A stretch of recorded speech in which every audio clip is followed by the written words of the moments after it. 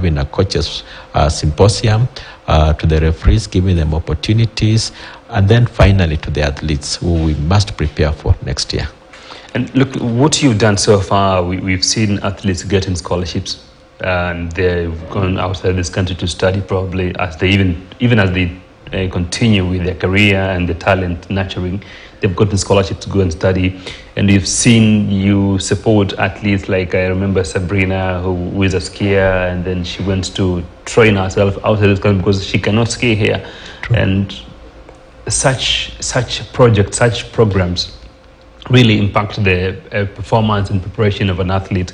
And people might not really understand how it goes. Like, where do you get the support, the funding from? Is it the government supporting you in terms of giving these scholarships out, in terms of funding these athletes?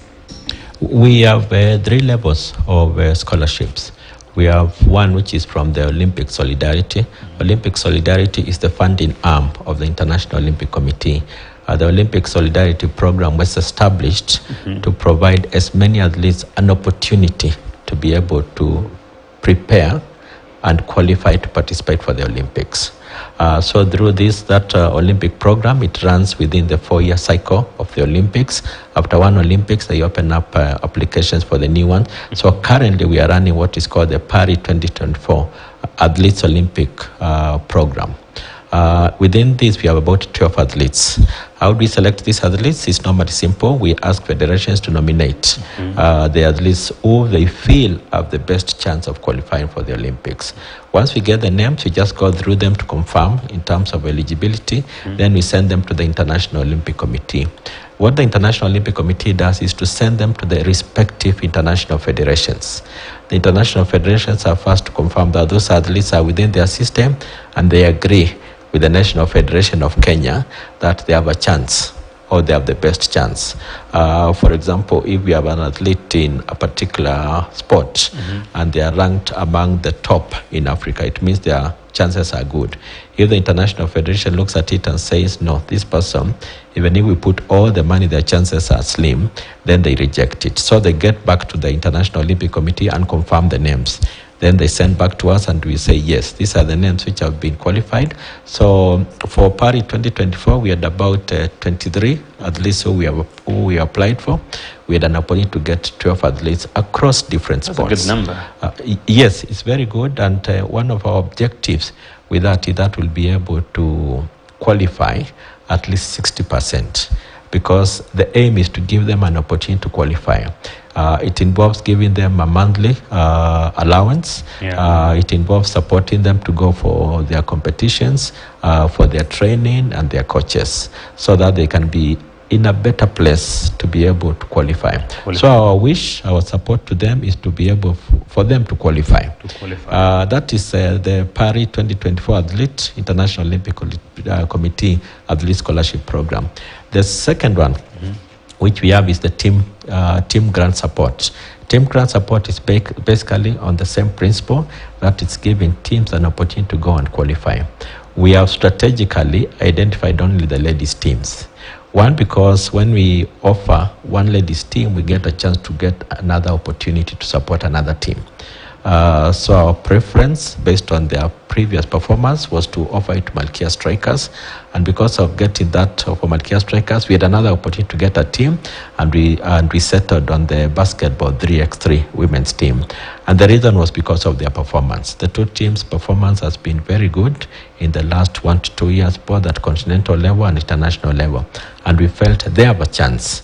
We are working very, very hard to ensure that these teams qualify for the Olympics. Does it mean that there are other teams which will not qualify or we are not supporting them? No. It just means these are the two which we've been able to get support, direct financial support. However, from National Olympics Committee, from the International Olympic Committee, through the National Olympic Committee, through the National Olympic Committee, yes. However, all other teams, through the continuing support occasionally of the National Olympic Committee, of the Ministry of Sports, have the chance to qualify, because all they need to do is go participate in the qualification events, qualify, and once all the teams qualify, it still continues becoming our responsibility to be able to support them, to be able to help them to participate. The third one is what we call the Association of National Olympic Committees of Africa. Athlete Scholarship Program. This is basically a program to get podium finish. The idea, unlike the previous one, is not to qualify. The assumption is the athletes will be able to identify, will qualify, but beyond qualifying, will be able to prepare to our podium finish. Podium finish, that means they're aiming for gold, silver, or bronze. This is normally simple. We get athletes who are in the top 10 in the world. So as long as you're top 10 in the world, then you qualify for that. Unfortunately, beyond athletics, we've not done very, very well as a country. And that's why you find all the 7 scholarships which we got all went to athletics. Different athletes in different events, because those are the ones we know will qualify, and we are preparing for them to have a podium finish. The Association of National Olympic Committees of Africa started this program and this scholarship program in order to increase the podium finish for Africa. If you look at the performance of Africa in the previous Olympics, it's pretty much a reflection of Kenya's performance. That a lot of medals have come from athletics, boxing, and the martial arts. It has not gone beyond those traditional sports. So Africa as a continent is trying to work very hard to be able to get more medals in different sports, but to ensure that the dominance remains, so there is a financial support for those particular individuals. Then last but probably not least is the National Olympic Committee itself.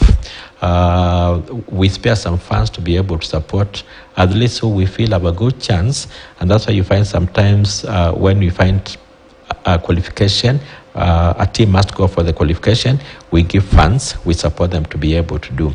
Our funds are limited, so we're not able to give as much as we wish, but where we find that the athletes who we can be able to really support, because the chances are very good. And what we call by a good chance is if you're top 50 in Africa, it means that you are still within the punching range.